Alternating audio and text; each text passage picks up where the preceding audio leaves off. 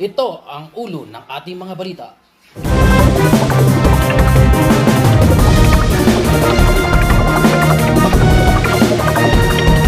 Katorse anyos na dalagita.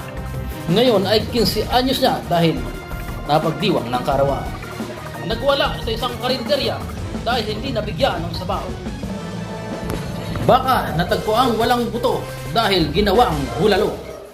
Tintahan naghiwalay dahil sa paniniwalang walang forever. Ragasang sasakyan sa kalsada, biglang may tumawid na pusa, kaya ang pusa naging sticker.